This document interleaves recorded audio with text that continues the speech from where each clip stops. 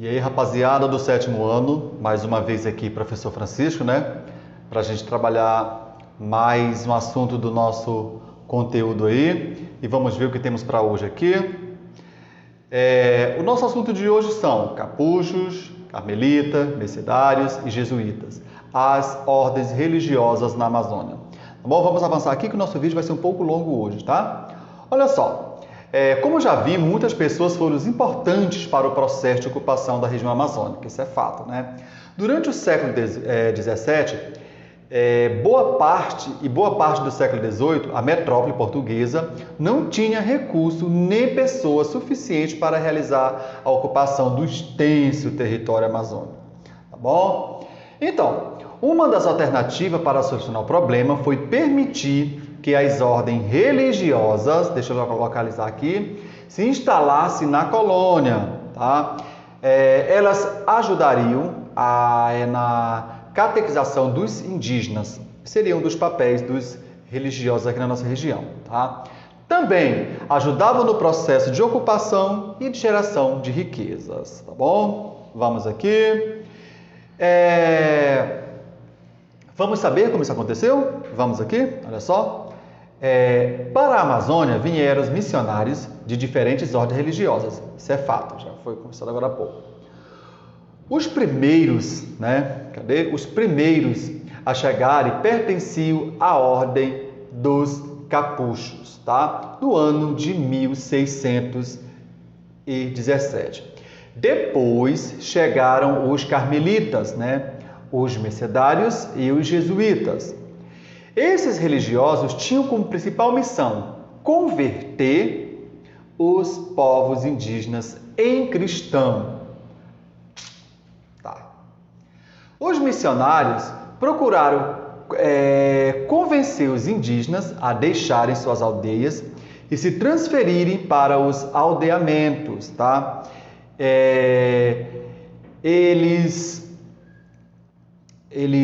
nesse processo de deslocamento, eram chamados de descimento, tá? Mas na frente nós vamos saber o que são esses aldeamentos, esses descimentos, tá bom? Converter, o que seria converter? Aqui, como nós já sabemos, a principal função dos missionários era fazer os povos indígenas tornar-se cristãos, Para isso, os missionários ensinavam os indígenas o que era o cristianismo, tá? Quais as obrigações dos cristãos e tudo mais que fosse necessário, tá bom? E os aldeamentos, o que seria os aldeamentos? Era o espaço nos quais, tá, eram reunidos os indígenas descidos, vocês vão saber o que são esses descidos daqui a pouco. Nos aldeamentos, os indígenas eram catequizados e aprendiam a trabalhar de acordo com a cultura europeia, tá bom? Olha só, já ia ser uma confusão medonhas aí para os nossos nativos que tinham costume, de repente, ir para o costume do branco. Meu Deus! Então, vamos continuar?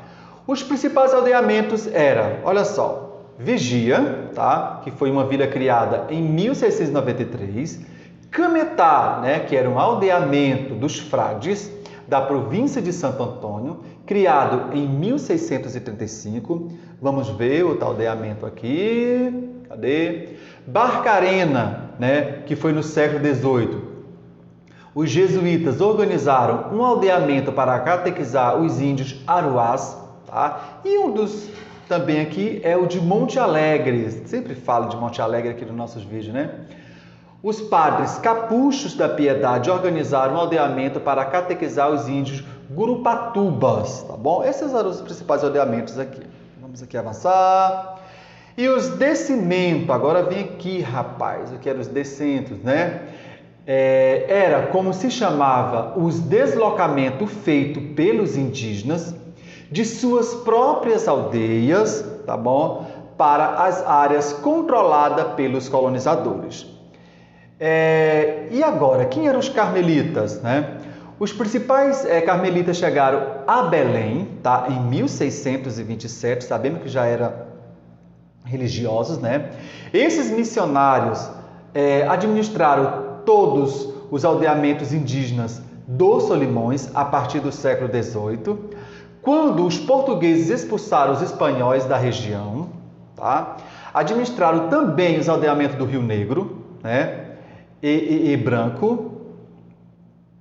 A grande maioria desses núcleos coloniais foi transformados em vilas, que atualmente são cidades e municípios hoje. Tá?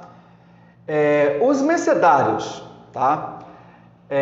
Os mercedários espanhóis da Ordem de Nossa Senhora das Mercês chegaram a Belém com a expedição de Pedro Teixeira em 1639, tá? Oriundo do vice-reino do Peru.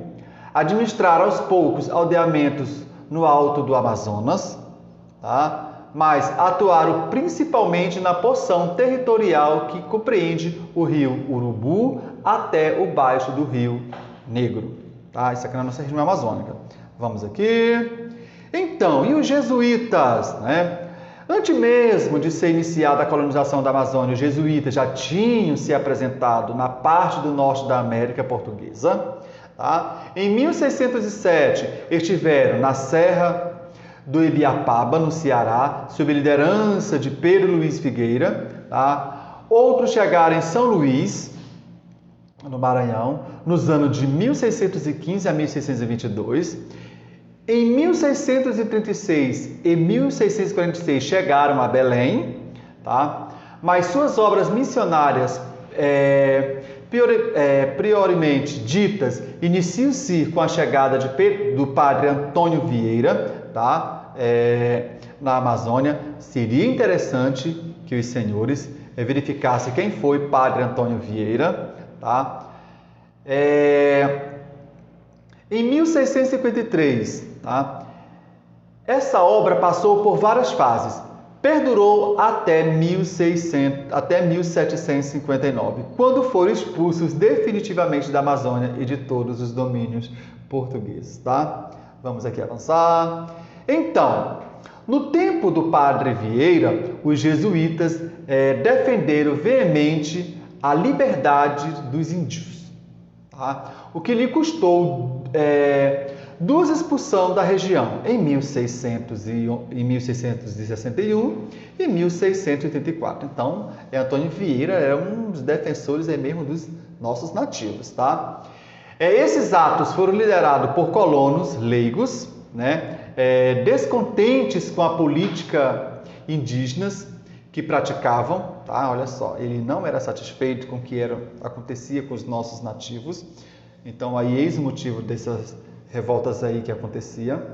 Vamos ver aqui. A partir do fim do século XVII, atuaram como administradores espirituais e temporais em cerca de 19 aldeamentos indígenas ao longo do rio Amazonas, né? Pela margem direita do Sertão Azul, no trecho compreendido do delta do rio até a região do rio Madeira.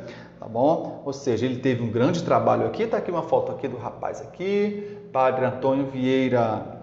Tá bom? Então, para hoje é só isso. Espero nos encontrar no nosso último vídeo aula. Continue utilizando máscara, higienizando as mãos e até!